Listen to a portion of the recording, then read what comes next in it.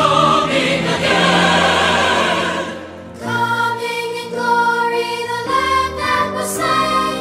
Jesus is coming again.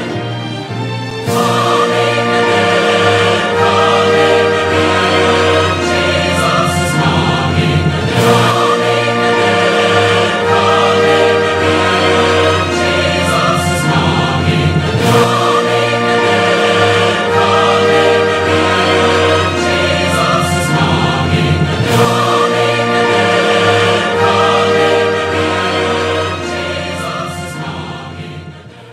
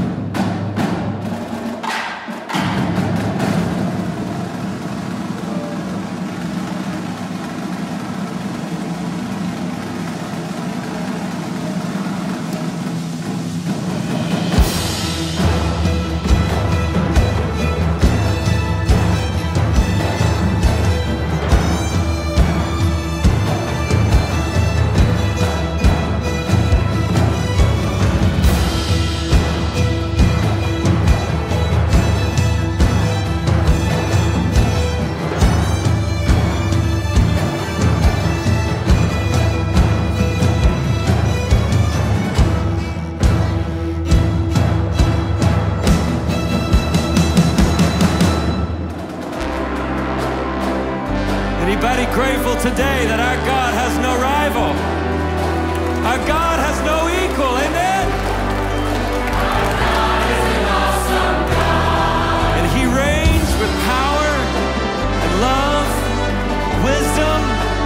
Our God is supreme and His grace reigns over us. Sing it again, our God. Our God is an awesome God. Sing. Our God is an awesome God. He reigns from heaven above with wisdom, power, and love. Our God is an awesome God. Our God is an awesome God. He reigns from heaven above with wisdom, power,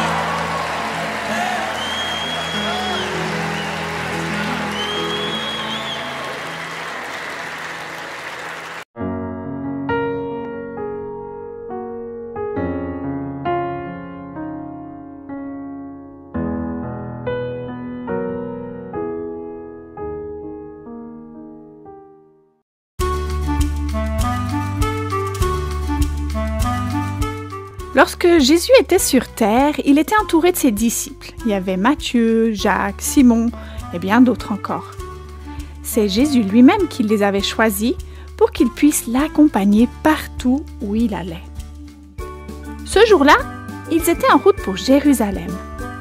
Comme à son habitude, Jésus parlait avec les gens qu'il rencontrait sur son chemin. Bien souvent, il s'installait à l'ombre d'un palmier ou sur une colline et il en profitait pour les enseigner, pour dire aux gens combien Dieu les aimait. Jésus commençait à être connu et bien souvent, une grande foule se pressait autour de lui. Beaucoup de gens avaient envie de l'écouter. Ce jour-là, Jésus était assis et il parlait de choses très importantes et très sérieuses. C'était des discussions d'adultes, seulement pour les adultes. Mais dans cette foule, il n'y a pas que des adultes. Il y a des femmes qui sont là et qui sont venues avec leurs enfants. Bah oui, elles ne pouvaient pas les laisser tout seules à la maison, puis elles avaient très envie de venir voir Jésus, alors elles les ont pris avec. Sûrement que ces enfants-là, ils devaient courir un peu partout, qu'ils faisaient du bruit, et probablement qu'ils dérangeaient. Mais les mamans qui étaient là, elles s'approchent de plus en plus de Jésus. Elles aimeraient beaucoup que Jésus touche et bénisse leurs enfants. Les disciples étaient autour de Jésus. Ils regardent que tout se passe bien. Et ils entendent ces enfants qui font du bruit et puis ça les agace un peu quand même. Et ils ont demandé aux mamans de les emmener ailleurs. Mais chut! Jésus est dans une conversation très sérieuse. Il ne peut pas prendre du temps pour vous ou pour vos enfants. Il n'est pas là pour toucher les enfants, il parle. Mais allez plus loin. Mais qu'est-ce que j'entends? C'était Jésus qui s'était retourné et qui n'était pas très content de voir que les disciples repoussent les enfants. Laissez venir ces enfants jusqu'à moi. J'ai du temps pour eux. Mes discussions peuvent attendre. Ces enfants sont très importants et je les aime tellement. Quelle joie de les voir parmi nous. Jésus les a pris sur ses genoux. Il les a bénis. Moi, je suis sûre qu'il les a chatouillés parce que les enfants, ils aiment les chatouilles.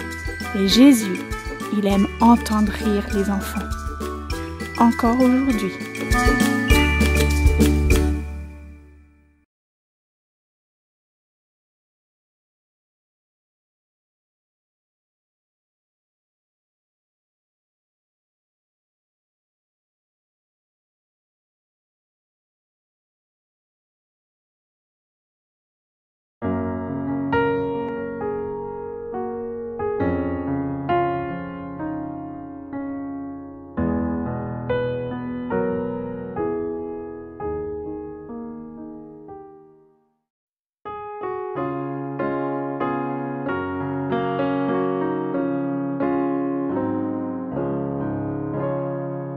Poursuivons notre course avec persévérance et que rien ici-bas n'entrave notre ardeur. Déjà paraît le but aux sublimes espérances. Regardons à Jésus, regardons à Jésus, couronnant le vainqueur. Regardons à Jésus, couronnant le vainqueur. Si la route parfois est ardue et sévère, supportons vaillamment, fatigueux et douleurs, quand le chemin des cieux doit passer au calvaire. Regardons à Jésus, regardons à Jésus, couronnant les vainqueurs. Regardons à Jésus, couronnant les vainqueurs. Si l'ennemi cruel nous attend au passage, s'il cache sous nos pas des pièges destructeurs, s'il trouble notre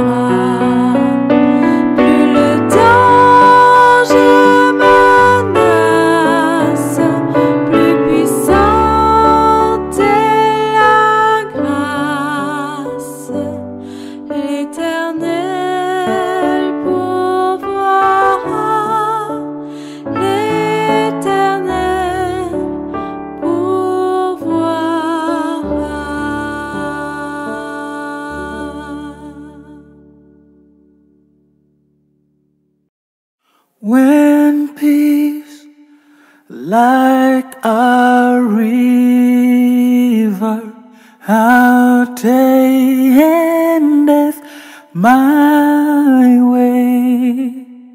When sorrows like sea billows roll,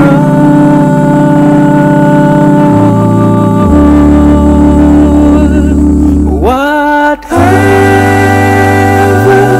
my Lord thou hast taught me to say, it is well, it is well with my soul. It is well, it is well with my soul, with my soul. It is well, it is well with my soul.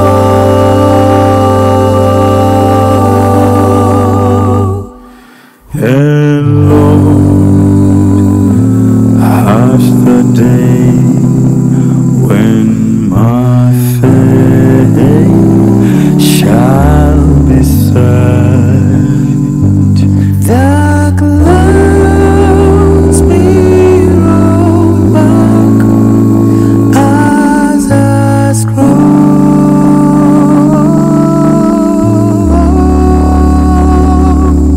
The throne shall be found, and the Lord shall be found. Even so, it is well with my soul. It is well,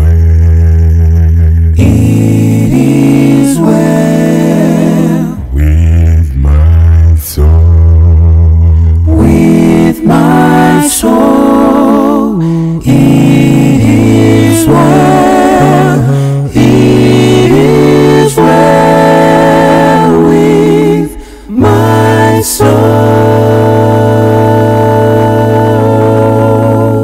It is well, it is well with my soul, oh, with my soul. It is well, it is well, it is well, it is well with my soul.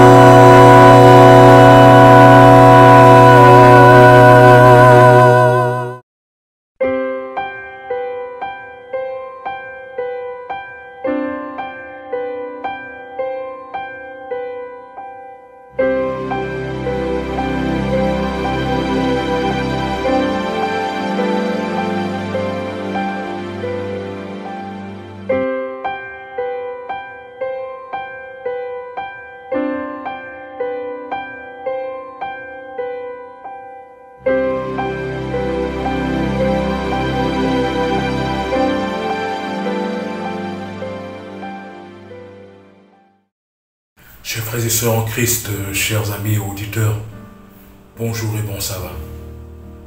Je vous souhaite tous une cordiale bienvenue à votre émission Espérance et Vie. Je suis le pasteur Jean-Claude Onkou Vijaba depuis Manille aux Philippines.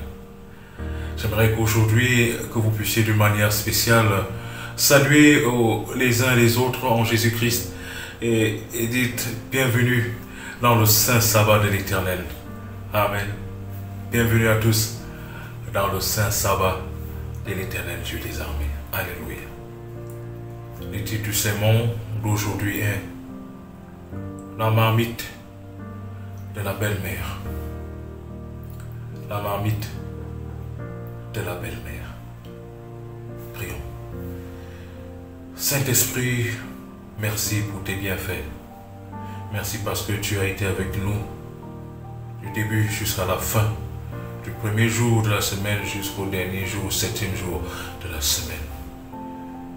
Nous voulons te demander sincèrement pardon, Seigneur, sanctifie-nous. Pardonne-nous, Saint-Esprit. Pardonne-nous, Seigneur Jésus-Christ. Pardonne-nous, Père éternel. Quand nous nous sommes égarés, nous nous sommes éloignés. Nous avons vécu dans le péché et nous sommes salis spirituellement et morphologiquement. Pardonne-nous, Seigneur. Pardonne-nous, Seigneur.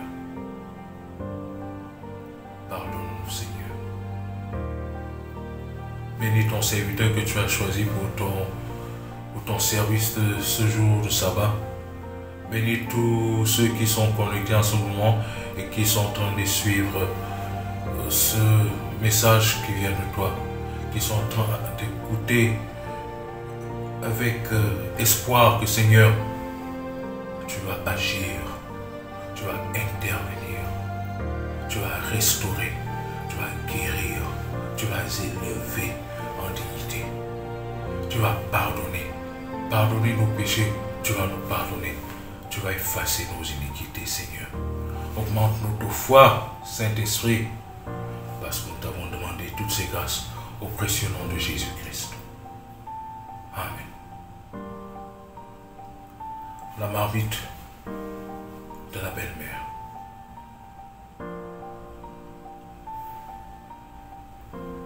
Un jour, un jeune couple, comme des jeunes amoureux, vous voyez, un jeune homme qui rencontre une belle jeune femme et tombe amoureux d'elle et s'approche d'elle et lui dit combien de fois il aimait et combien de fois il l'appréciait. Et cette jeune fille, cette jeune femme qui regarde ce jeune homme qui lui fait des avances, qui lui fait la cour, voit un jeune homme très élégant, très beau, propre et qui est attirant et avec la manière la plus élégante vient vers elle et lui fait savoir combien de fois elle était la personne la plus importante pour lui. Et c'est ainsi donc que de temps en temps ils se rencontraient.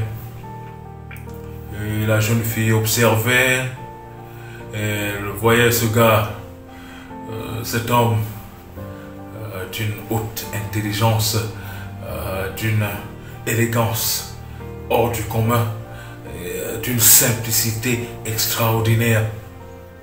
Et elle décida donc d'essayer sa vie avec lui. Et c'est ainsi donc que ces deux commencent à se courtoyer, à se rendre visite et avec beaucoup de courtoisie à la gentleman. Hein, et le jeune homme allait dans la famille de cette jeune fille, de cette jeune femme, et il apportait des présents, il apportait la nourriture et il venait parfois avec ses amis. Ils étaient vraiment dans l'ambiance quand ils arrivaient là-bas, dans la joie, dans l'ambiance, et ils farotent la belle famille.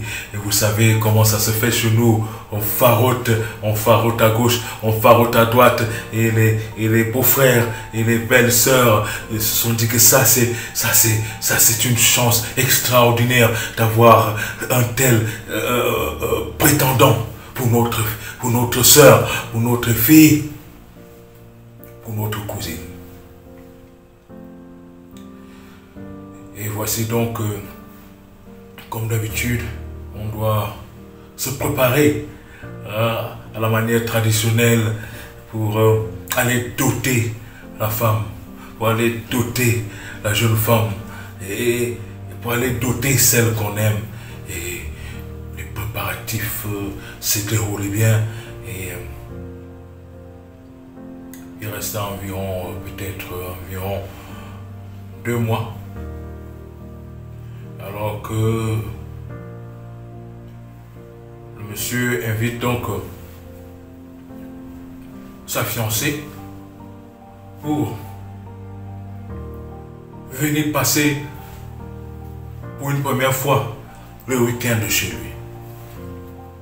Je tiens à vous dire que pendant tous ces temps qu'ils se côtoyaient, la fille ne partait jamais chez lui pour rester. Elle partait arriver là-bas et puis elle fait 2 heures, 3 heures et puis elle rentre chez ses parents. Elle n'avait jamais dormi là-bas, elle n'avait jamais passé la nuit là-bas. Et voici donc le jour où le monsieur lui dit que bon, quand même, je vais te doter d'ici 2 mois. Il faut quand même que tu viennes chez moi, même si tu passes le week-end. C'est quand même, ça fait déjà quand même 1 an qu'on est ensemble. Hein? Mais tu n'es jamais venu dormir chez moi, tu n'es jamais venu passer la nuit chez moi. Il est aussi important que ma famille puisse te faire connaissance.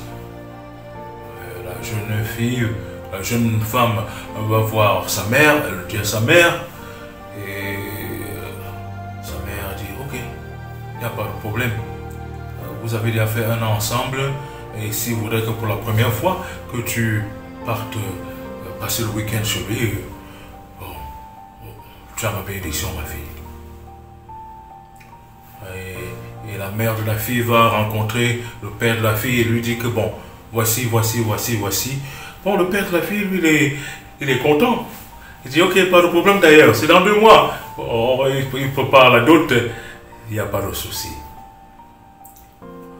Alors la jeune dame, arrivée le vendredi, prête ses affaires, son maquillage, son parfum, ses petites huiles, parce que pour la première fois, elle va aller passer le week-end chez son bien-aimé. Il dit, le titre du sermon, c'est quoi? La marmite de la belle-mère. La marmite de la belle-mère. N'oubliez jamais ce titre. Elle arrive donc chez son bien-aimé, chez son fiancé. Alors, elle est bien installée, une belle maison, une belle villa. Elle est tellement fière de son homme, comme toute jeune femme serait fière d'arriver chez son homme et qui est aisé dans la société, qui a quand même réussi dans la vie et qui vient aussi de parents aisés. Donc, elle se sent élevée, elle se sent en dignité. Et l'histoire nous raconte que la nuit, alors qu'elle était couchée sur son lit, et son fiancé était aussi couché, et vers 1h du matin, quelque chose la réveille.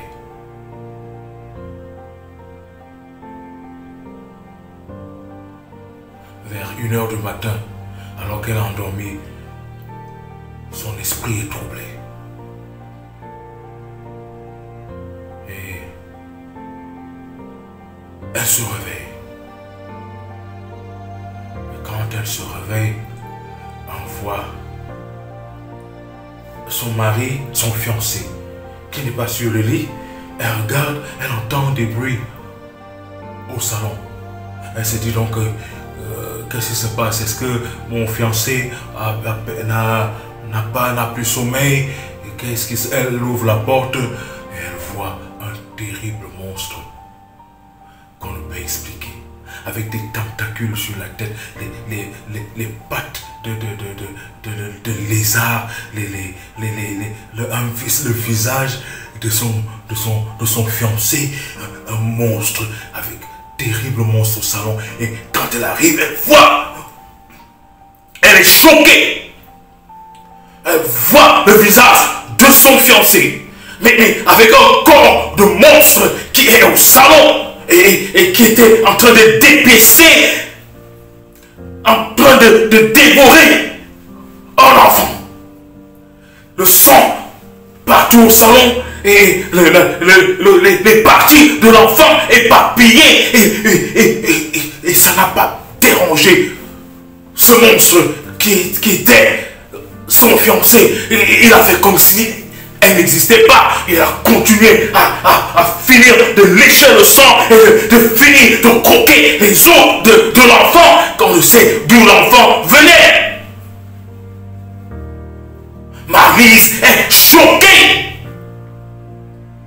Marlise est choquée. Elle est paralysée. Vous savez, parfois, quand il nous arrive des cauchemars et nous sommes paralysés, sur nos lits, tu veux bouger, tu ne parviens pas à bouger. C'est comme si les gens, les puissances des ténèbres t'ont attaché et tu es incapable de fuir et tu vois la menace venir vers toi et tu ne peux pas bouger.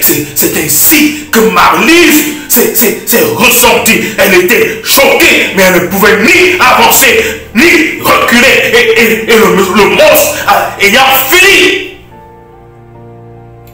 de dévorer l'enfant, ayant fini de lécher le sang qui était au salon, Marlise n'a pas supporté le choc. Elle est tombée. Elle est tombée.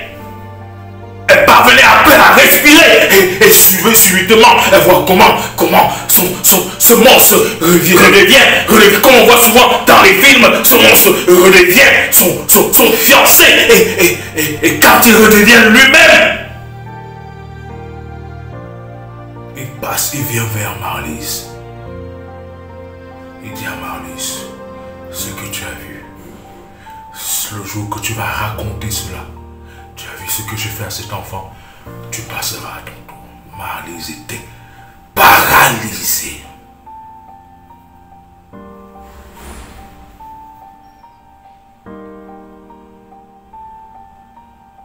Je ne vais pas vous donner le nom de la ville où cette histoire s'est passée.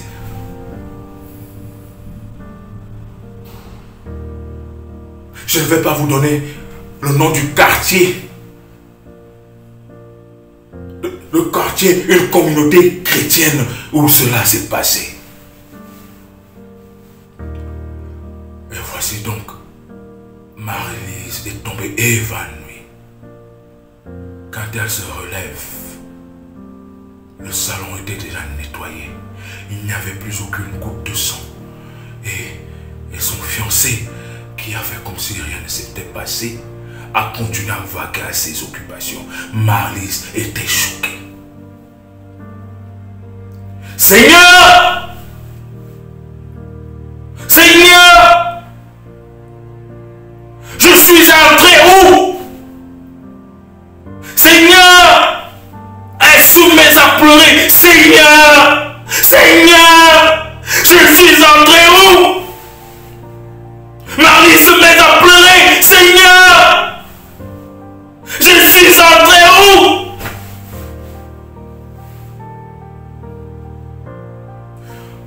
De la joie d'avoir rencontré un bel homme sophistiqué, gentil, positionné,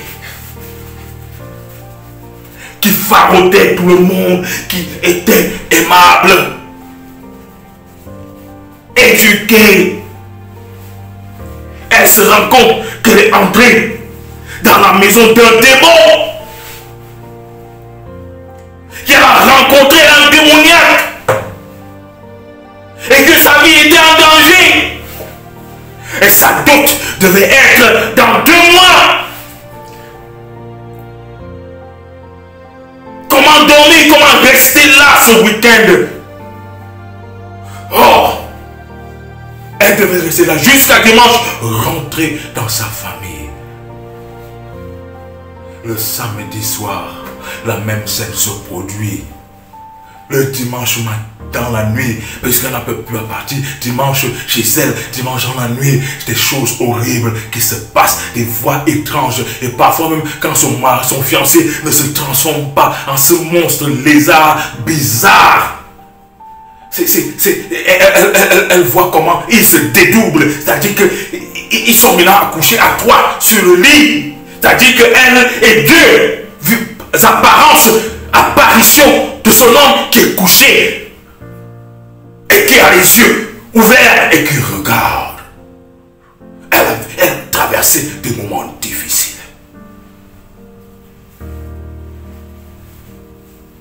Mais il y avait une chose. Le jeune homme ne pouvait pas garder captive Marlise parce que toute la communauté de la famille de Marlise savait que Marlise est chez lui. Donc il était obligé de libérer Marlise lundi matin. Elle dit à Marlise, comme tu parles, j'ai mes oreilles là-bas. Dans la nuit, je viendrai. Et si tu parles, je saurai. Elle ne pense pas que si tu parles, tu ne vas pas échapper à ma fureur. Nous allons nous marier comme prévu. Marlise, elle rentre chez elle. Et le monsieur, le jeune homme l'accompagne. Tout est bien. Marlise est obligée de faire semblant d'être heureuse. La mère de Marlise qui arrive, la belle-mère qui arrive, et elle voit sa fille venir avec un semblant de joie. Elle voit et le beau-fils qui vient avec des présents, des provisions. Ils sont venus en délégation pour dire merci à la belle famille qui a permis à ce que leur fille puisse passer un agréable week-end chez le monsieur. Les présents, les gâteaux, les provisions, les jus, tout ce que vous pouvez imaginer.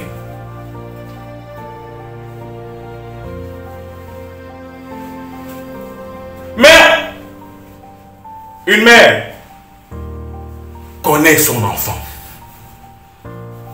Les mères connaissent leurs enfants. Nous, même les pères, les hommes, nous pouvons sembler connaître nos enfants, mais les mères connaissent plus leurs enfants que les hommes, que leurs pères. La mère de Marlise avait constaté que quelque part, cette joie était une fausse joie. Elle avait constaté que sa fille qui montrait un visage souriant, qui faisait sembler d'être heureuse, mais elle a constaté que quelque part, c'était une fausse joie. Elle a vu, elle a ressenti cela, que quelque part, sa fille était glacée. C'est comme si elle était terrorisée. Et elle ne pouvait pas dire ce qui s'est passé. Et la mère appelle Marlise dans sa chambre. Elle dit à sa fille, ma fille, je te connais. Je te connais. Il y a quelque chose qui ne va pas. Dis-moi, ma fille, qu'est-ce qui ne va pas?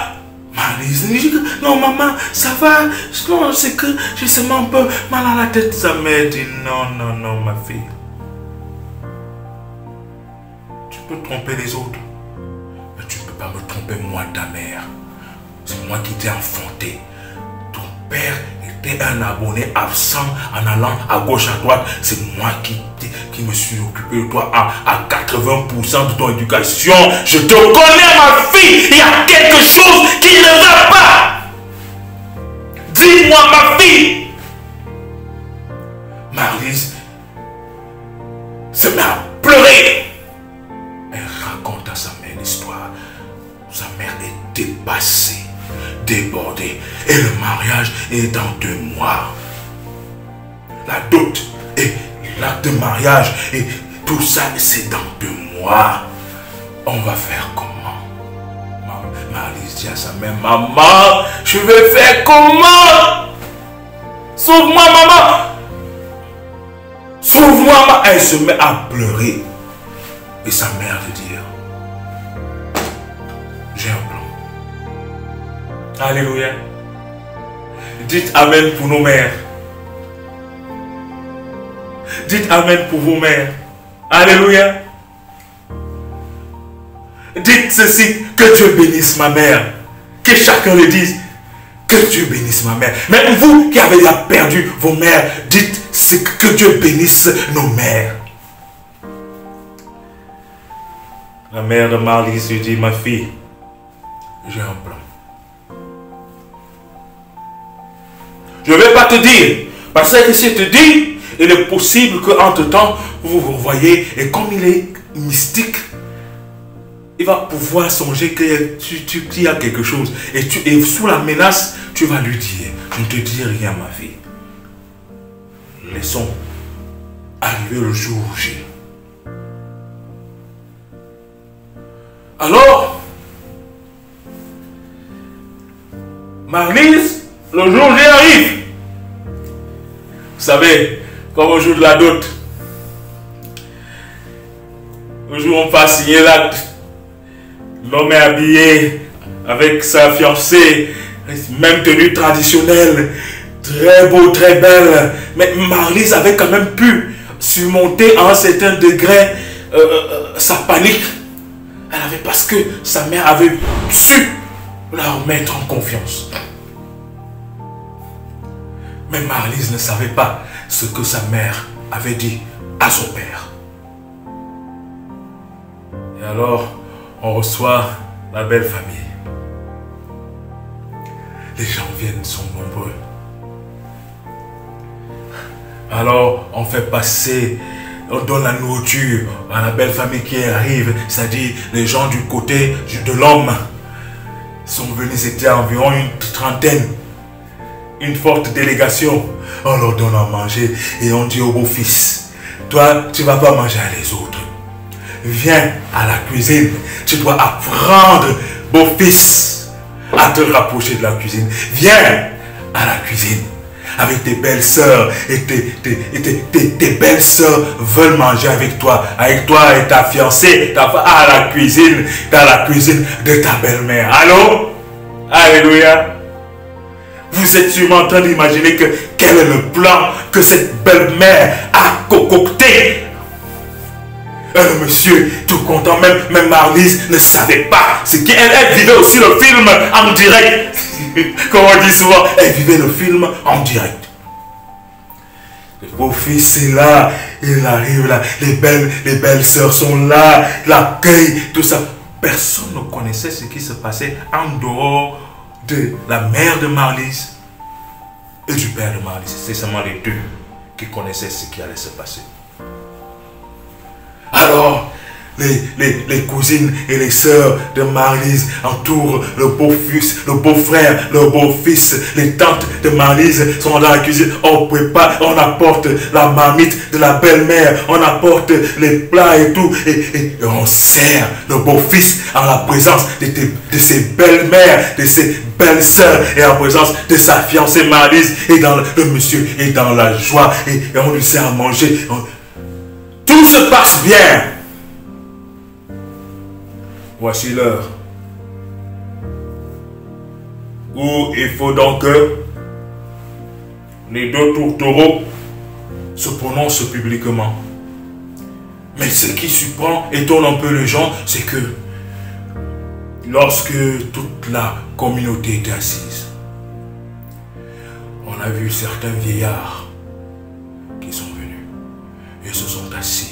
On les a fait asseoir devant les vieillards de la communauté, de la famille de Marlise, les oncles de Marlise, les grands-oncles de Marlise, les sages du village sont venus s'asseoir.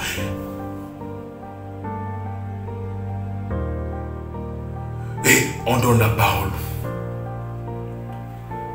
à un des vieillards, des grands-oncles de Marlise. Il prend la parole et il dit: ici, dans notre communauté, nous ne vendons pas nos filles en mariage. Nous vous remercions pour ce que vous avez apporté, mais nous ne vendons pas notre fille. Et la condition ici chez nous, c'est que pour que un homme puisse prendre notre fille, il doit avoir prouvé qu'il aime notre fille. Il doit prouver qu'il s'intéresse à notre fille. Car lorsqu'il s'intéresse à notre fille et qu'il prouve qu'il s'intéresse à notre fille, qu'il connaît notre fille, alors nous pouvons accepter que notre fille parte en mariage. Mais il y a une condition. Les gens regardent quelle est la condition. On apporte 3 marmites. Et on les place au milieu de la cour. Et ce grand-oncle, dans la parole, il dit, mon beau-fils, tes belles sœurs et tes belles-mères t'ont invité à la cuisine. Nous avions été informés et c'est une bonne chose. Mais nous voulons savoir, nous allons savoir si tu aimes notre fille ou pas. Si tu aimes ta femme. Si tu aimes ta femme, nous allons le savoir. Si tu apprécies ce que tes belles-mères ont fait pour toi, ils ont placé 3 marmites à la cour. Ils ont dit, voici les 3 marmites. Montre-nous la marmite de ta belle-mère. Cette marmite qui t'a nourri aujourd'hui. Cette marmite qu'on a pris, qu'elles ont pris la peine avec amour de te servir à manger.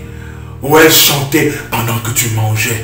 Montre-nous que tu es intéressé. Montre-nous que tu sais t'occuper, tu sais être intéressé à ce qui concerne ta femme. Et si tu nous montres la marmite de ta belle-mère, tu partiras avec ta femme. Vous en irez avec nos bénédictions. Les gens sont étonnés. Qu'est-ce qui se passe? Et le jeune homme est coincé. Parce que quand il est entré dans la cuisine de sa belle-mère, il n'a pas prêté attention. Il n'a pas cherché à voir exactement comment était la cuisine de sa belle-mère et ce qu'on venait le servir. Il n'a pas prêté attention. Il n'a pas identifié la marmite de sa belle-mère lorsqu'il était dans la cuisine. Le monsieur reste comme ça, il regarde, il regarde, il regarde. La sueur coule du front et Marie-Lise prie dans son cœur. La belle-mère du jeune homme est sereine, visage attaché. Parce qu'elle savait que c'est là qu'elle allait pouvoir délivrer sa fille d'une mort certaine, d'un mauvais mariage où elle allait épouser un démoniaque, un démon, un criminel. Monsieur regarde, il regarde. Le grand-père, l'oncle, le grand-oncle, pas encore le barger. Comme vous l'avez entendu, nous sommes sérieux et nous n'allons rien demander. Si notre beau-fils, le prétendant beau-fils, parvient à identifier la mamie de sa belle-mère, alors nous ne demanderons plus rien. Vous pouvez partir avec notre fille aujourd'hui chez vous. Le monsieur se lève et regarde, ses yeux deviennent rouges. Et lorsque Marie-Lise regarde ce fiancé, elle revoit encore ce monstre qui s'était transformé plusieurs fois. Les yeux étaient devenus rouges, mais il ne pouvait pas se transformer là parce que ça allait être la mort pour lui. Les gens étaient déjà avertis, le message avait déjà été passé. C'est-à-dire en 15 minutes, le père de Marie-Lise avait déjà dit à certaines personnes, à l'autorité, de ce que ce monsieur avait fait lorsque sa fille était chez lui. On attendait seulement qu'il fasse un seul faux pas pour finir avec lui. Et regarde, les yeux deviennent rouges. C'est comme s'il était possédé. Il ne sait plus quoi faire. Il regarde et il s'avance et il choisit la mauvaise marmite. Ce n'était pas la marmite de la belle-mère. Et pour une fois, les gens s'écrient. Les gens crient, les Omiagas sortent, les femmes se mettent à danser. Les gens sont étonnés que, mais comment est-ce que les gens peuvent danser alors que le monsieur ne pourra plus avoir sa fiancée, le monsieur ne pourra plus épouser sa fiancée? Pourquoi est-ce que les gens dansent? Parce que l'information était déjà passée d'une bouche à l'oreille, que voici ce qui s'est passé. C'est ainsi l'histoire de la marmite de la belle-mère.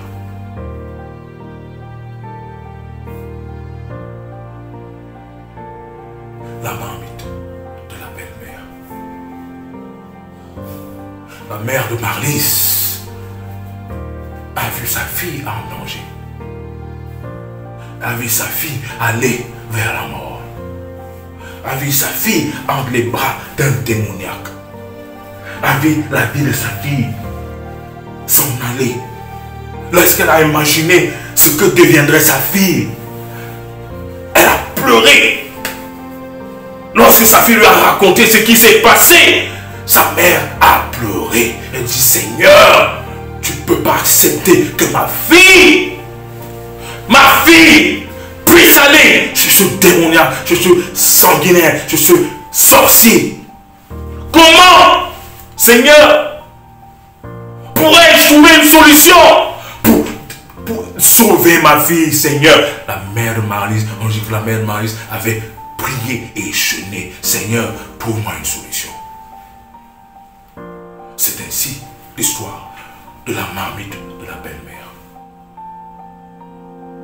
La marmite de la belle-mère qui fut l'objet, la circonstance qui sauva Marlise.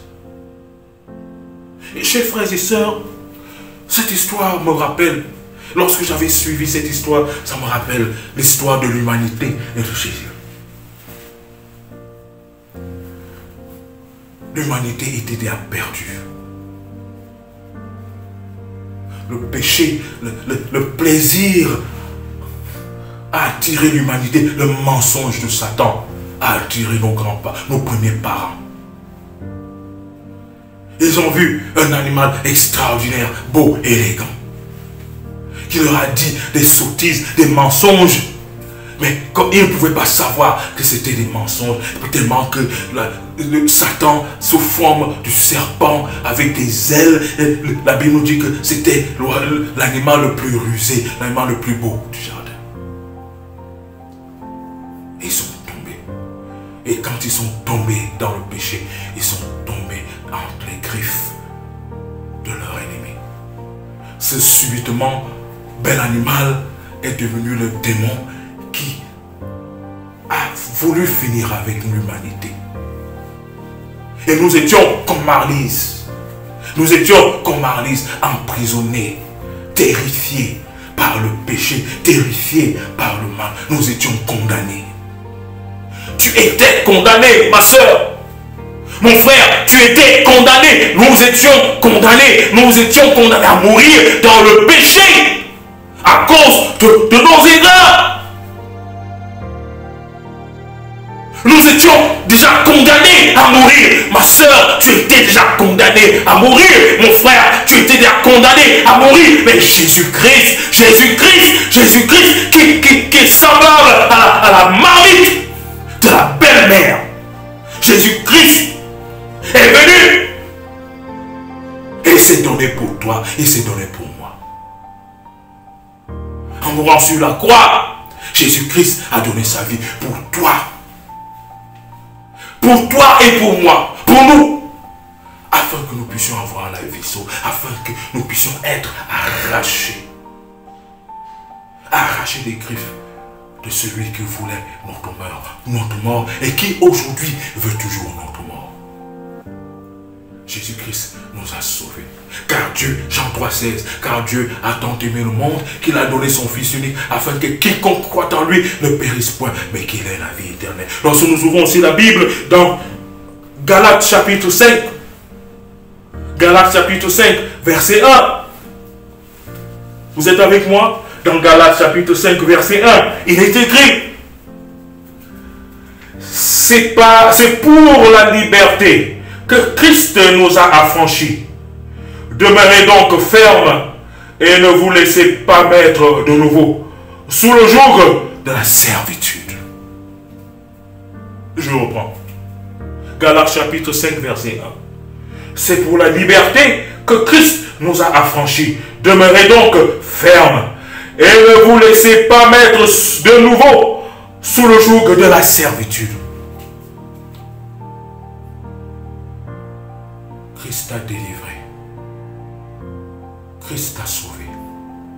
Tu n'es plus sous le joug de la servitude et ne rentre plus sous le joug de la servitude. Imaginez un peu une Marlise qui malgré cela après ce qui s'est passé, décide encore de rentrer chez ce monstre, chez ce démoniaque. Si l'histoire allait être partie de ce côté, vous-même vous serez fâché contre Marlys. Marlys, est-ce que tu es bête? Est-ce que tu as perdu le nord? Comment un monstre, un démoniaque, un Satan comme celui-là? Et malgré tout, tu décides encore de rentrer? Oui, il y a certaines femmes qui sont comme ça. Il y a même certains hommes qui sont comme ça. Ils savent que c'est pas bon, mais ils partent quand même.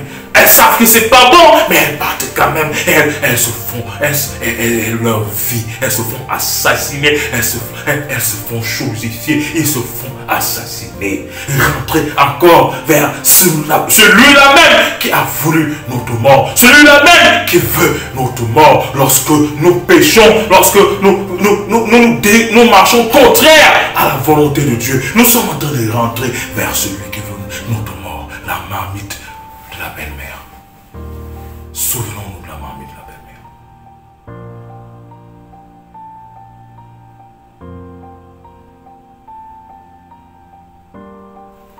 Donc, si nous ouvrons nos Bibles, dans Galates chapitre 5, à partir du verset 19, il est écrit: Or, les œuvres de la chair sont manifestes, ce sont l'impudicité, l'impureté, la dissolution, l'idolâtrie, la magie, les inimitiés, les querelles, les jalousies, les animosités, les disputes, les divisions, les sectes, l'envie, l'ivrognerie, les excès de table et les choses semblables. Je vous dis d'avance, comme je l'ai déjà dit, que ceux qui commettent de telles choses n'hériteront point le royaume de Dieu. Mais le fruit de l'esprit, c'est l'amour, la joie, la paix, la patience, la bonté, la bénignité, la fidélité, la douceur, la tempérance. La loi n'est pas contre ces choses. Ceux qui sont à Jésus-Christ ont crucifié la chair avec ses passions et ses désirs. Si nous vivons par l'esprit, marchons aussi selon l'esprit. Alléluia. Ma soeur, si tu vis par l'esprit, marche aussi selon l'esprit. Mon frère, si tu vis par l'esprit, marche aussi selon l'esprit. Ne rentrons plus en arrière. Ne rentre plus en arrière. Souviens-toi de la marmite de la belle-mère. Souviens-toi du sacrifice de Jésus-Christ. Il t'a sauvé, il t'a délivré. Il t'a délivré. Vous ne savez pas combien de fois l'amour de Marlys envers sa mère s'est multiplié. Elle a été reconnaissante à sa mère. Pour avoir eu cette idée sublime, cette idée incroyable, pour la faire sortir des griffes d'un démoniaque, d'un monstre. Elle a été reconnaissante envers sa mère jusqu'à aujourd'hui. Marlys est toujours reconnaissante envers sa mère. Sommes-nous reconnaissants envers Jésus pour ce qu'il a fait pour nous avoir aussi sortis des griffes de Satan? Es-tu reconnaissant envers Jésus, ma soeur? Chaque jour, lorsque tu te réveilles, dis-tu merci Seigneur. Merci, remercies-tu le Seigneur pour t'avoir sorti des griffes de la mort, des griffes de la maladie, des griffes de l'humiliation, des griffes de la pauvreté, des griffes du péché? Remercies-tu le Seigneur, mon frère? Es-tu reconnaissant? Par ton vécu quotidien, es-tu reconnaissant? Est-ce que lorsqu'on te voit, on ressent que voici un homme qui est reconnaissant d'avoir été sauvé par Jésus? Lorsqu'on te voit, ma soeur, est-ce qu'on peut dire voici une femme qui est reconnaissante envers Jésus pour l'avoir sauvé, pour l'avoir délivré, pour l'avoir sauvé, pour l'avoir déraciné des plantations des puissances et ténèbres? Dieu nous a déracinés de là. Par Jésus-Christ, notre sauveur, sommes-nous reconnaissants? La marmite de la belle-mère. Le sacrifice de Jésus-Christ pour nous. Que l'Éternel vous bénisse. Amen.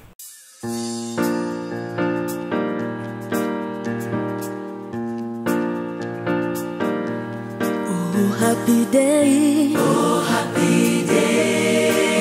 Happy day. Oh, happy day. When Jesus was.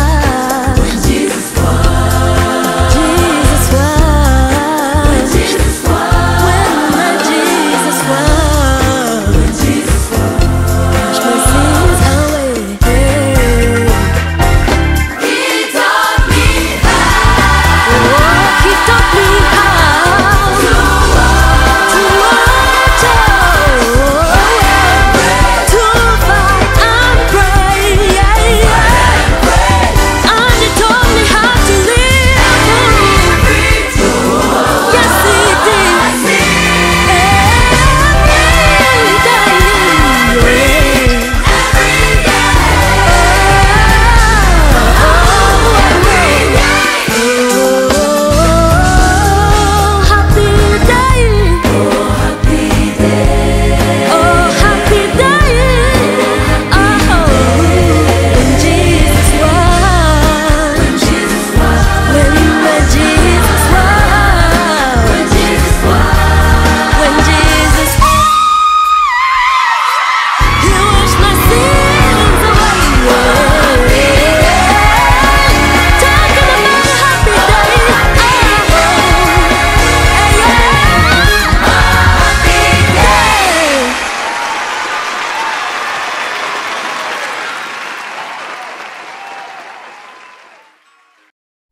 Merci Père éternel parce que tu nous as rassemblés cette matinée, Seigneur.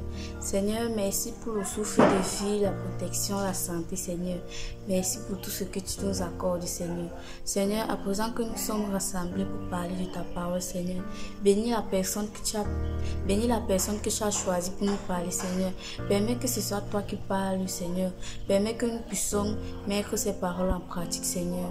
Au nom de Jésus, t'es prié. Amen.